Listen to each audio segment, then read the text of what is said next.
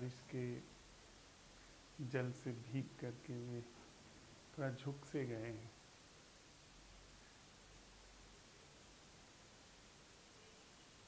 जैसे कोई खिला हुआ धीरे धीरे झुकता चला जाता है जब उसके ऊपर उसकी खिलावट के साथ साथ कुछ बरसता भी चलता है।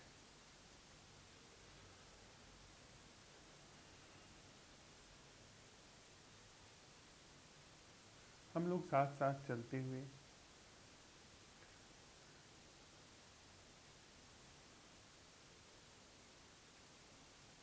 जो सहज है, जो अनबना है, जो नैसर्गिक है, उस पर छाए हुए तिलिस्म को, जो कि आयोजित है, बनावटी है, कहें तो ऐसे जैसे कि सपने देखते देखते कोई सपने में खो गया हो और वह भूल ही जाए कि वस्तुतः सपना देखने के लिए भी किसी जागरण की पृष्ठभूमि होती है। तो हम सपना देखते हुए जो सहज जीवन को खो चुके हैं, उस सहज जीवन के पुनः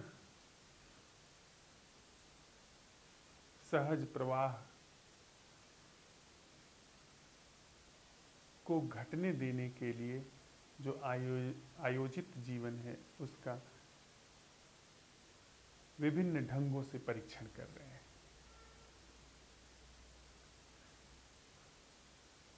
परीक्षण इसलिए कर रहे हैं क्योंकि यह आयोजित जीवन न जाने कितने भ्रमों का, न जाने कितने दुखों का पर्याय भी बन चुका है। हम इस जीवन को, जो कि सहज रहा है, उसे खो करके इस आयोजित जीवन के तिलिस्म में बस दुखों के कंधे बदल रहे हैं। एक दुख को छोड़ करके दूसरा दुख लाद लेते हैं और उसके बीच में जो थोड़ा सा हमें आराम मिलता है, उसे हम समझते हैं कि हाँ, हम थोड़ा सा जी पाए। लेकिन यह बस दुखों को बदलने की कवायद हमारे जीवन की सिद्ध होती है।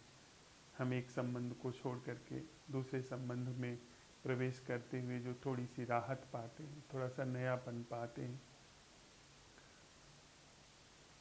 उसको ही एक सांत्वना जैसा जो घटता है, उसे ही जीवन समझते चल रहे हैं। कल हम लोग इस प्रश्न के साथ रहे कि जो हमारे संस्कार हैं, जिस तरीके से हमें सिखाया गया है, वे बुनियादी भूमिका अदा कर रहे हैं हमारे जीवन में, जो कि तिलिस्म का जीवन है। तो जो चीज लादी गई है, थोपी गई है, उसे उतारा भी जा सकता है। जो बाहर का आवरण है, उसे उतारा भी जा सकता है। हाँ, यह बात है कि हम उसे समझ करके उतारने के लिए तैयार हों। यदि हमने अपने होने को, यानी जीवन को ही उन लादी हुई चीज़ों से जोड़ लिया है, तो फिर यह मुश्किल है। यदि जो लदी हुई चीज़ें हैं वे कितनी भी पुरानी हो, कितनी भी हमारी उनके साथ मेल जोल बैठ गई हो, कितना ही हम उसके आदती हो चुके हों, लेकिन यदि हम उसके खतरे को समझते हैं तो उसे फिर उतारने में, समझ से उतरने में उसके देर नहीं लगती।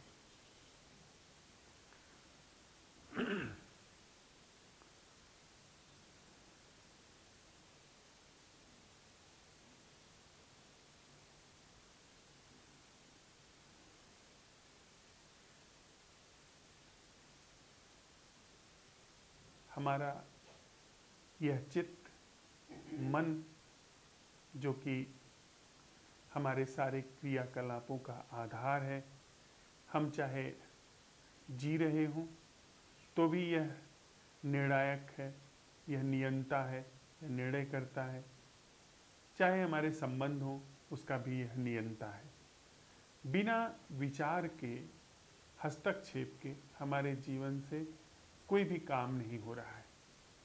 बिना विचार के हम न तो संबंधित हो पाते हैं, बिना विचार के न तो हम जी पाते हैं, और कहीं न कहीं विचार की इस शैली को हमने जीवन के अनिवार्य अपरिहार्य अंग के रूप में भी स्वीकार कर लिया है।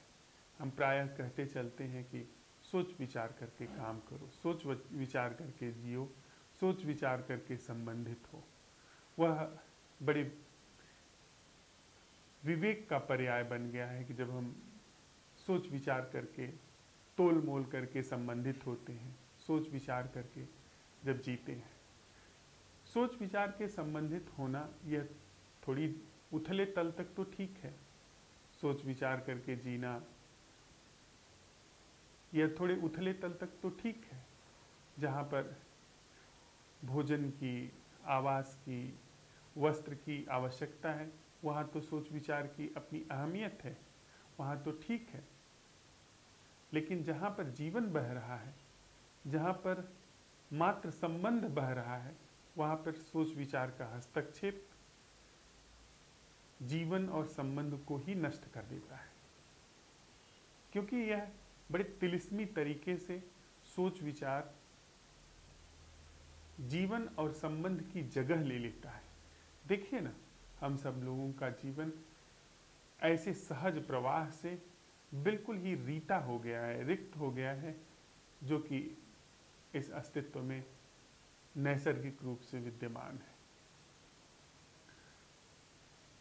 हमारे संबंध ऐसे किसी रस को जानते ही नहीं है, ऐसे किसी सूत्र को जानते ही नहीं है जो कि अनबना है, जिसे मन ने नहीं बनाया है, जिस रसधार को हमारे विचारों ने नहीं पैदा किया है। ऐसे किसी ढंग को हम जानते ही नहीं हैं। इसके संबंध में फिर बात आती है कि हमने सोच समझ लिया, थोड़ा साथ में चलते हुए विचार कर लिया, देख लिया, लेकिन देखने के बाद, सोचने समझने के बाद भी यह वही ढर्रा बना रहता है। हम मुक्त नहीं हो पाते, आंशिक रूप से नहीं, पूर्ण रूप से मुक्त। हम आंशिक रूप से किसी तिलिस्म से मुक्त होते हैं तो वस्तुतः वह उसी तिलिस्म का ही प्रसार होता है। या तो हमारा सपना टूटता है या तो नहीं टूटता। हम थोड़ा थोड़ा सपना तोड़ नहीं सकते। हम जब जागते हैं तो सपने की किसी भी वस्तु को अपने जागृत अवस्था में लेकर के नहीं आ सकते हैं। और जो बड़े दुर्भाग्यों में हमारे जीवन में, हम इंसान के जीवन में घट रहा है, वह यही है कि यह समाधान भी उसी तिलिस्म का हिस्सा बन चुका है। समाधान के नाम पर भी तिलिस्म बड़े मजे से उन सारी चीजों को बनाए रखता है। हम लोग खूब सारा ज्ञान इकट्ठा कर ले रहे हैं, सुन ले रहे हैं, कहीं कोई ऐसी बात हो रही है जहाँ पर सच में ही ऐसी कीमिया घटित हो रही है जिसमें कि सहज जीवन वहाँ पर उद्घाटित है, तो वहाँ से हम बौद्धिक रूप से चीज़ों को संकलित कर ले रहे हैं, उनका पिटारा बना ले रहे हैं। हम बहुत सारे निष्कर्षों पर पहुंच जा रहे हैं, बौद्धिक निष्कर्षों पर पहुंच जा रहे हैं, पर वास्तविक जीवन जो घट रहा है, जहाँ पर हमारा निपट जीवन है, जहाँ सहज जीवन की रसधार घटनी चाहिए, वहाँ पर वही तिलिस्म घट रहा है।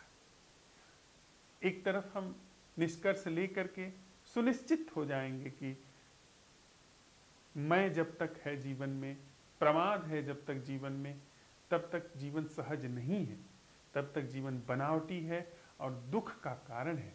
लेकिन ठीक अगले पल हमारा जीवन प्रमाद में होगा। और क्या विडंबना होगी और क्या दुर्भाग्य होगा कि इसी पल में लिया गया निर्णय निष्कर्ष अगले पल तक नहीं खिंचता, अगले पल तक उसकी गति नहीं हो पाती।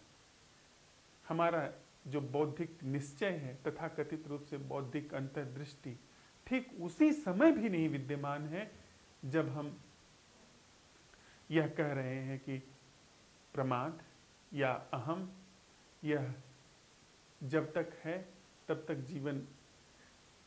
जीवन के नाम पर धोखा है।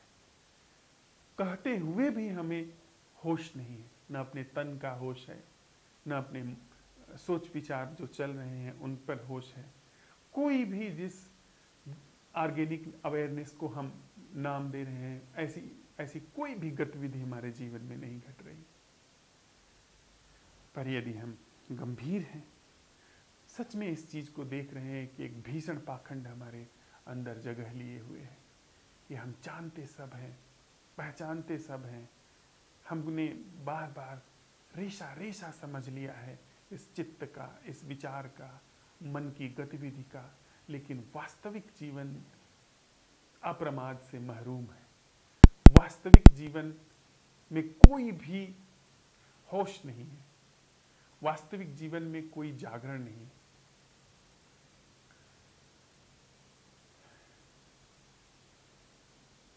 मुझे एक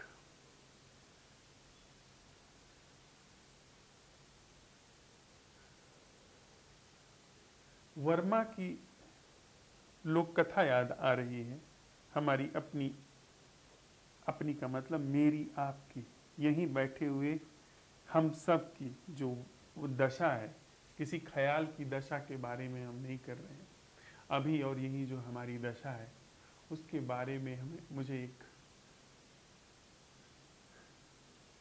यह बर्मा की कथा याद आती है कि 3 भाई बड़े ही चालाक थे।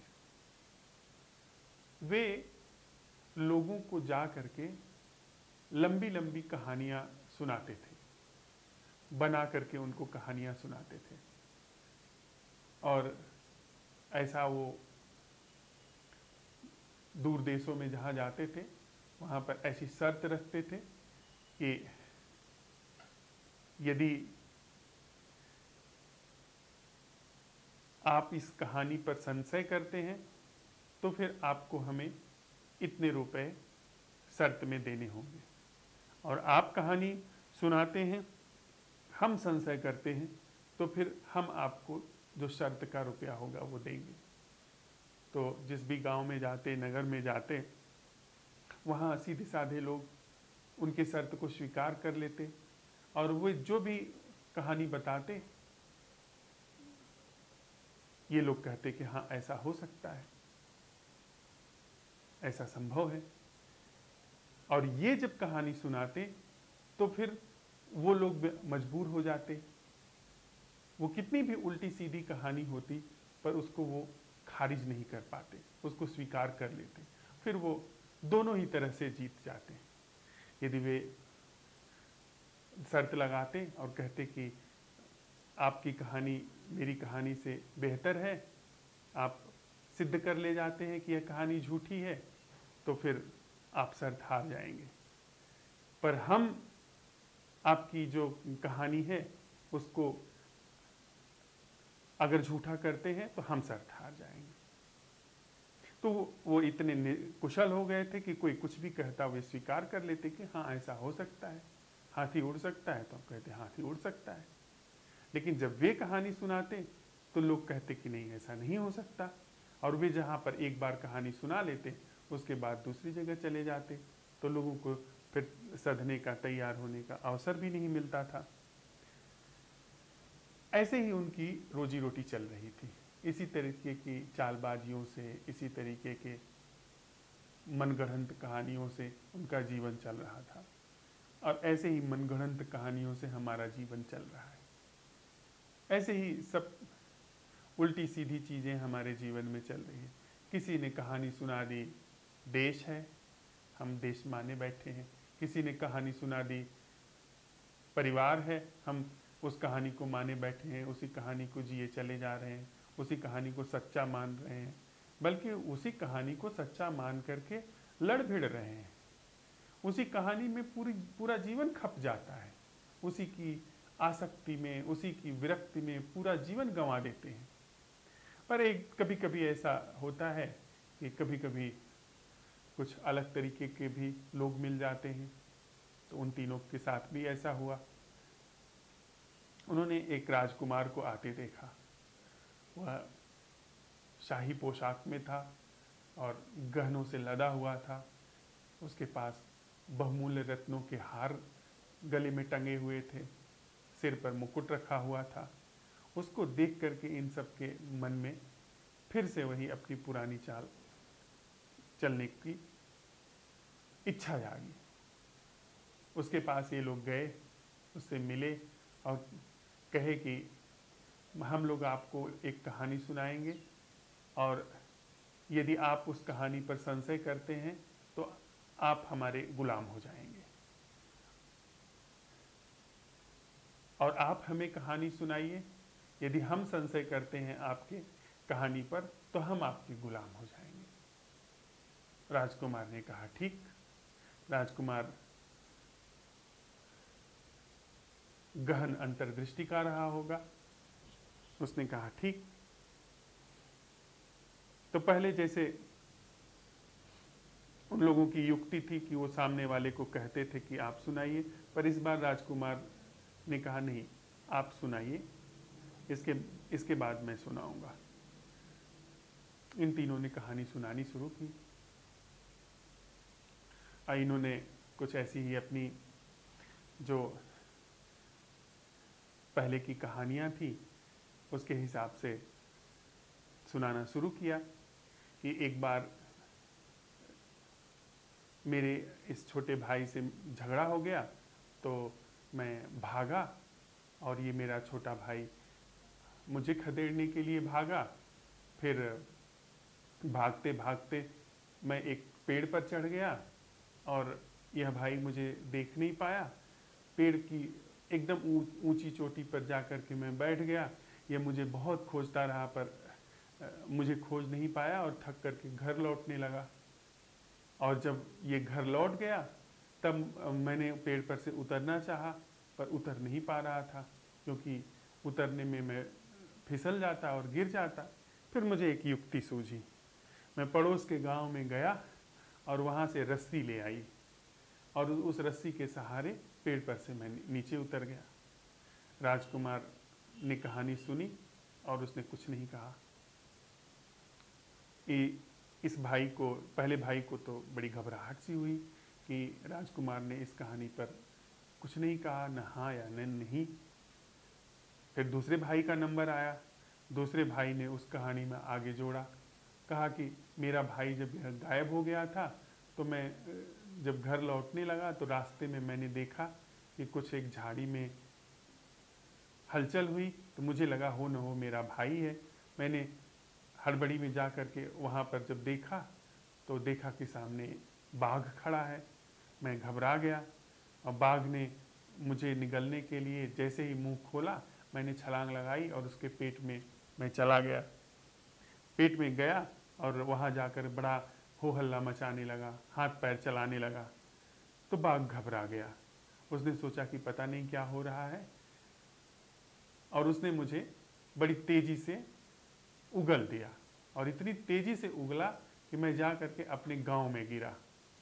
और उसके बाद से मेरे गांव में बाघ कभी नहीं आए। पहले बाघ आ भी जाते थे पर उसके बाद से नहीं आए, सारे बाघ घबरा गए। तो मैं अपने गांव का बाघों से बचाने वाला रक्षक बन गया। सब मेरा बड़ा सम्मान करते थे। राजकुमार फिर भी कुछ नहीं बोला। उसने कहानी सुन ली, अर्थात उसने असहमति में सिर नहीं हिलाया। फिर तीसरे भाई का नंबर आया। वो थोड़ा और घबरा गया कि ये तो किसी भी कहानी पर असहमति ही नहीं दे रहा है। फिर उसने थोड़ा सा और एक अलग कहानी बनाई कि मैं एक बार घूमते हुए नदी के किनारे गया तो वहाँ देखा मछुआरे बड़े दुखी हैं, रो रहे हैं। मैंने पूछा क्या हुआ, तो उन सब ने कहा कि बहुत दिनों से हमारे जाल में कोई मछली नहीं फंस रही है। तो मैंने फिर उन लोगों का कल्याण करने की सोची और मछली का वेश धारण करके मैं पानी में कूद गया। जब पानी की तलहटी में जा कर के मैंने देखा तो एक वहाँ पर बहुत बड़ी मछली थी, जो कि सारी छोटी मछलियों को उसने निगल लिया था। तो बाहर मछुआरों को पकड़ने के लिए कोई मछली ही नहीं बची थी। अब उसने जब मुझे देखा तो वो मुझे भी निकलने के लिए जैसे ही आगे बढ़ी, तैसे ही मैंने फिर इंसान का स्वरूप धारण कर लिया और अपनी तलवार निकाली और उसका पेट काट दिया। उसमें से सारी मछलियाँ निकली और निकल करके बाहर आईं, और बहुत सारी मछलियों ने मुझे धन्यवाद दिया, और बहुत सारी मछलियाँ जो मछुआरों ने जाल डाले थे उसमें जा कर के फंस गई। और जब मैं बाहर निकला तो मछुआरों ने भी मुझे बहुत धन्यवाद दिया। राजकुमार फिर भी नहीं कुछ बोला। राजकुमार ने असहमति ही नहीं दर्ज कराई कि ऐसा नहीं हो सकता। इसके बाद फिर राजकुमार का नंबर आया। राजकुमार ने कहा कि अब मेरी कहानी सुनो, कि मेरे कैद से मेरे 3 गुलाम भाग गए और उन तीनों की तलाश में मैं निकला।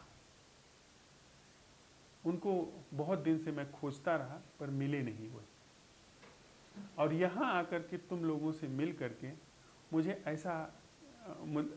मुझे अब पता चला कि वे तीनों गुलाम जो मैं कई वर्षों से ढूंढ रहा हूँ उनको, वे तुम तीनों ही हो।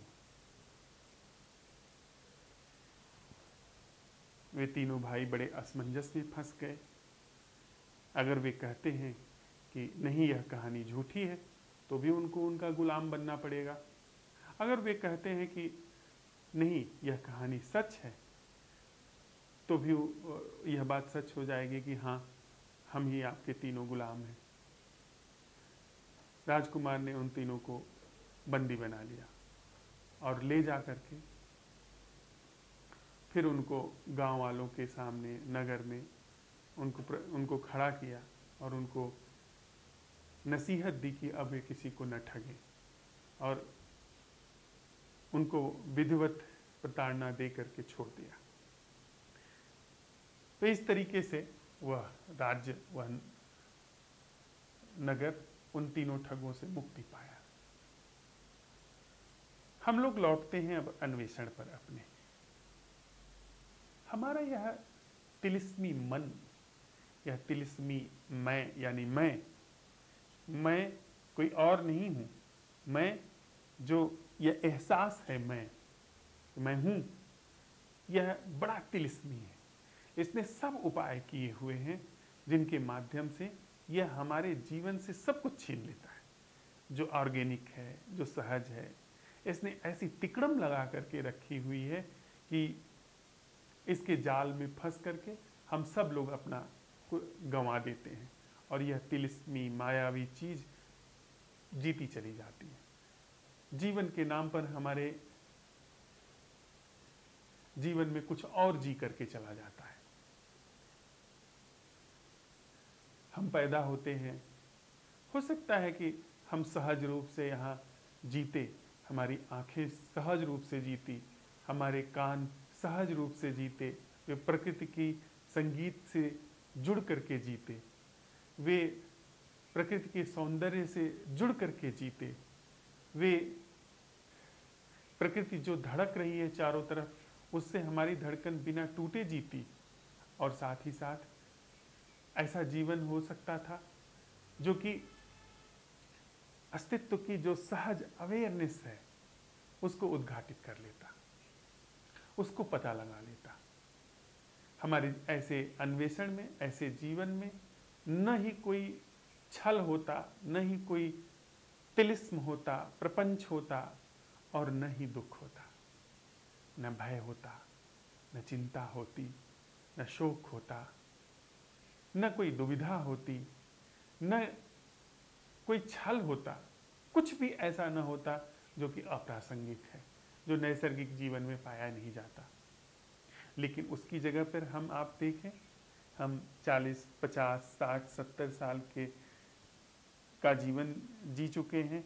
कम से कम हम अपने जीवन के तो प्रमाण हैं, पर अगर हम देखना चाहें तो इस धरती पर अरबों खरबों लोग ऐसा जीवन जी करके जा चुके हैं या जी करके जा रहे हैं, जो कि तिलिस्मी है, जो कि जैसा हम आप जी रहे हैं वैसा ही जीवन है, जिसमें ऑर्गेनिक लिविंग, ऑर्गेनिक अवेयरनेस, जो नैसर्गिक है, जो सहज है, उसका कहीं अता पता ही नहीं। तो यह दुर्घटना अगर हमें समझ में आती है तो फिर इस तिलिस्म के सामने फिर हमें ऐसा प्रश्न रखना होगा जैसा राजकुमार ने रखा, जिसके हल होने में यह मन नष्ट हो जाए, इसका तिलिस्म टूट जाए, और उसी के लिए हम लोग असंभव प्रश्न कर रहे हैं, असंभव प्रश्न की कीमिया सीख रहे हैं। हम कहें तो आर्ट ऑफ इम्पॉसिबल क्वेश्चनिंग की कीमिया सीख रहे हैं। यदि हमारा मोह भंग हुआ है ज्ञान से, हमारा मोह भंग हुआ है अपने संचित अनुभवों से, हम कहते हैं ना कि मुझे जिंदगी का बड़ा अनुभव है, सबसे फेक बात है, सबसे झूठी बात है। जितना अनुभवी व्यक्ति है उतना ही लाइफलेस होता है। बच्चा बल्कि ज्यादा जिंदा है, उसके पास कम अनुभव है, लेकिन जैसे जैसे हम अनुभवी होते चले जाते हैं, हम कहते हैं कि हमें जीवन का ज्यादा अनुभव है, पर जीवन हमारे लिए सबसे कम होता है। एक बच्चा पंछी को उड़ता हुआ देख सकता है, पर हम कभी नहीं देख पाते। एक बच्चा फूल को निहार सकता है, पर हम कभी नहीं देख पाते हैं। बच्चा जब अपने बिस्तर पर लेट करके पंखे को देखता है तो नाचता हुआ पंखा उसके लिए बड़े आह्लाद का विषय होता है, लेकिन हमको कभी भी पंखा जो गोल गोल घूम रहा है, हमारा ज्ञान उसको कोई आह्लाद का विषय के रूप में घटित नहीं होने देता है। यह हमारी वस्तु स्थिति है। तो हमारी यह जो वस्तु स्थिति है, इसको भंग करने के लिए, इसके समापन के लिए असंभव प्रश्न की कीमिया असाधारण है। वह हमारा जो यह तिलिस्मी मन है, यह उन सारी चीज़ों को सीख चुका है जो अब तक हुई हैं। वह गुरु को सीख चुका है, चेले को सीख चुका है, वह तीर्थ, व्रत, पुण्य, स्वर्ग, वैकुंठ, निर्वाण, मोक्ष, सारी चीज़ों को सीख चुका है, सारी चीज़ों का विद्वान है, सारी चीज़ों को राह बनाते दिखा देता है। इसको बस बता दीजिए और यह उन चीज़ों में सक्रिय हो जाता है। सिर्फ यह सक्रिय नहीं होता है तो जो तत्क्षण यह हमारे हाथ जो असंभव प्रश्न की कीमिया लगी है, हम जब यह सवाल उठाते हैं कि वह जीना क्या है जो संस्कारों से सर्वथा मुक्त है। संस्कार यानी वह जो आयोजन हमारे भीतर बिठाया गया है, ऐसे जीना चाहिए। हमारे भीतर वह जो व्यवस्था तथा कथित रूप से बनावटी व्यवस्था बिठाई गई है कि ऐसे ऐसे संबंधित होना चाहिए। संबंधित होने के लिए ये मानदंड हैं, यह मापदंड हैं। उन मानदंडों, मापदंडों, उन लीकों को पीट करके हम संबंधित होते हैं। जीवन का अर्थ ये है, ये हासिल करना जीवन है। उन सब पर जब हम चलते जाते हैं तो यह पूरा का पूरा जीवन वह उस तिलिस्म के गाल में चला जा रहा है। यह असंभव प्रश्न है।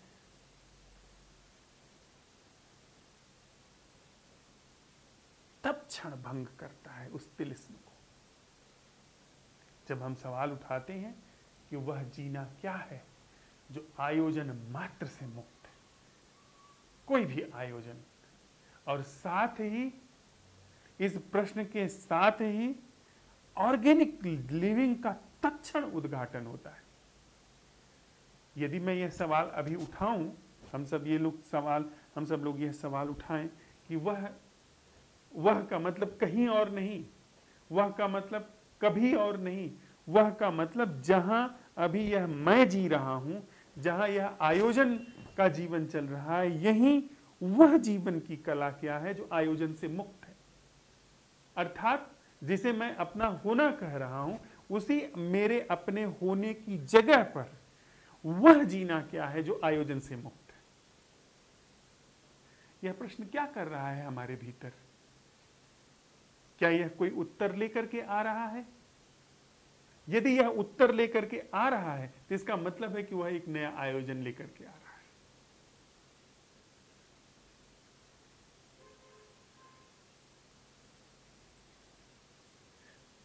हमने यह सवाल उठाया कि वह जीना क्या है जो आयोजन मात्र से मुक्त है, और कोई उत्तर आ रहा है तो वह आयोजन का उत्तर है। पर इस प्रश्न ने यदि प्रश्नकर्ता को पूछ दिया और वहां पर वह जीवन उद्घाटित हुआ जो कि हो रहा है, अभी हम देखें, जो कि आयोजन नहीं है, आंखों का दर्शन आयोजन नहीं है, शब्द आयोजन है। यह जो ऑर्गेनिक अवेयरनेस इस प्रश्न के साथ हमारे अंदर जगह ले रही है, हमको रिप्लेस करके जो ऑर्गेनिक अवेयरनेस जगह ले रही है, यह आयोजन से मुक्त है। पर हमें अगर कोई भी उत्तर आ रहा है कि अब इस तरह से जिएंगे हम, वह आयोजन हमेशा भविष्य में होता है। आयोजन कभी ठीक वहीं पर जीना शुरू नहीं करता है जिसको हम सहज जीवन कहते हैं। सहज जीवन का मतलब है कि जो आयोजन से मुक्त हो।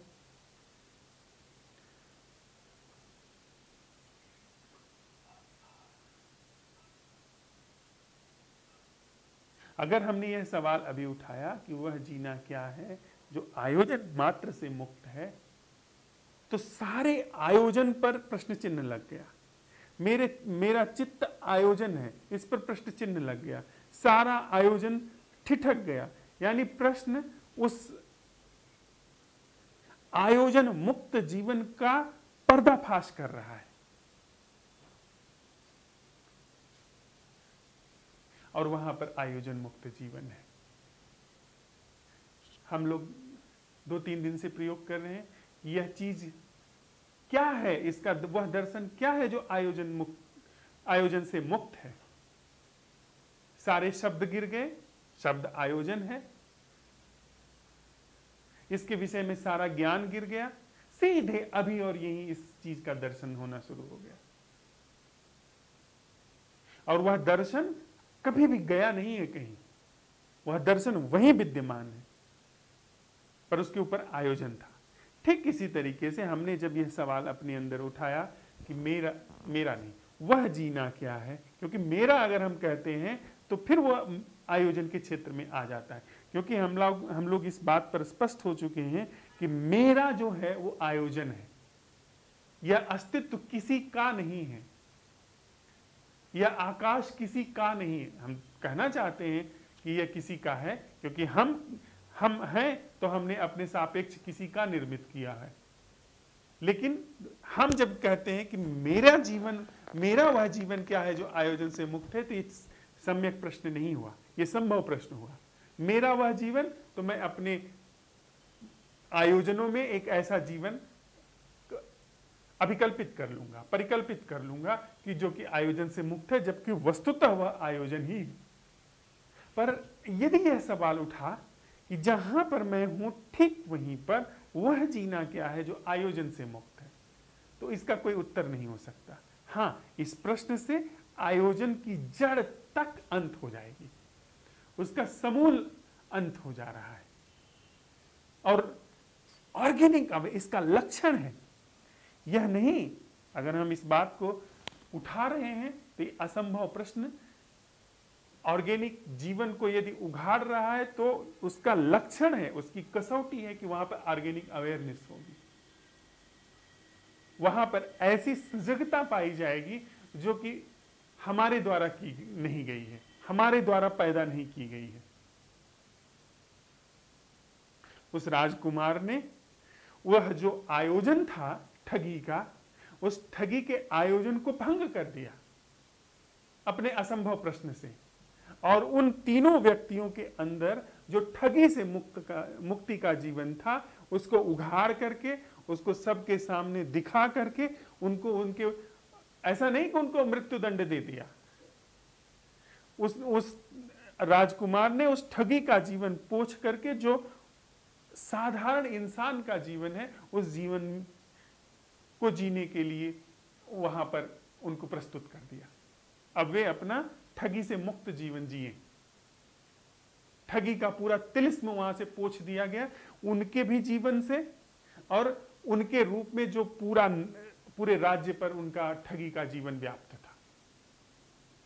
तो हमारे जीवन से यह जो तिलिस्म का जीवन है, यह असंभव प्रश्न का राजकुमार इस पूरे तिलिस्मी जीवन को जड़ से उखाड़ करके फेंक देता है, और वहां वह जीवन तो है ही जो ठगी से मुक्त है। वस्तुतः ठगी भी आप तभी कर पाते हैं जब कोई सच्चा जीवन हो। सच के धरातल पर ही खड़ा होकर के झूठ बोलता है, झूठ चलता है। अगर सच का धरातल ही ना हो तो किसका नाम लेकर के झूठ चलेगा?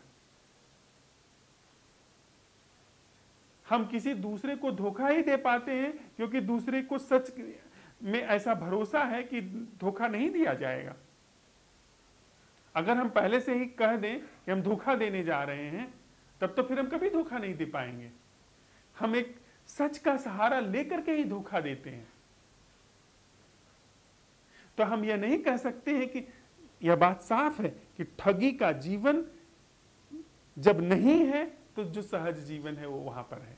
यह तिलिस्म का जीवन नहीं है तो जो नैसर्गिक जीवन है वो वहां पर है। और उसकी हम साथ साथ चलते हुए कसौटी कर रहे हैं। एकमात्र कसौटी है अवेयरनेस, होश, जागरण। अगर सहज रूप से जीवन में जागरण नहीं जगह ले रहा है तो हम फिर वही जो पिछली सदी में हुआ, लोग सुनते रहे 50-50 साल, 60-60 साल सुनते रहे, सिर हिलाते रहे, तर्क वितर्क कुतर्क करते रहे, लेकिन जीवन में कुछ भी नहीं घटा। हम लोग फिर वहीं गिर गए। तो हम इसको मांझते चलें। यदि तत्क्षण ऑर्गेनिकली अवेयरनेस ने जगह नहीं ली है तो कुछ भी नहीं सुना गया, फिर सब ख्यालों में बुना गया है। सब ख्यालों में एक नए सिद्धांत के रूप में बुना जाएगा। तो क्या हम आप जब यह कुछ कह रहे हैं, जब यह हम आप संवाद कर रहे हैं, तो यहाँ पर क्या वह अवेयरनेस, ऑर्गेनिक अवेयरनेस जगह ले पा रही है? क्या उसको हम अवसर दे रहे हैं? मैं अपनी तरफ से जिम्मेदार हूं कि एक भी शब्द मैं बोल रहा हूं तो तब नहीं बोल रहा हूं कि मैं ऑर्गेनिक अवेयरनेस को दांव पर लगा दूं, ऑर्गेनिक अवेयरनेस का रास्ता बंद करके बोलूं। एक भी शब्द ऐसा मुंह से मेरे नहीं निकल रहा है। क्या हम सब लोग जो बाकी हैं वे यह सुनते हुए यह काम कर रहे हैं? ऐसा सुनना घट रहा है जिसमें ऑर्गेनिक अवेयरनेस को बाधित करके कितनी भी कीमती बात हो उसको नहीं सुना जाए। इतनी सी बात मुझे भोर की इस बैठक में साझा करनी थी। अब इसको लेकर के जो भी हमारे प्रश्न हो उसको हम थोड़ी देर साथ में बैठ करके जो सुना है, जो कहा है, उसके बाद आपस में संवाद कर लेंगे।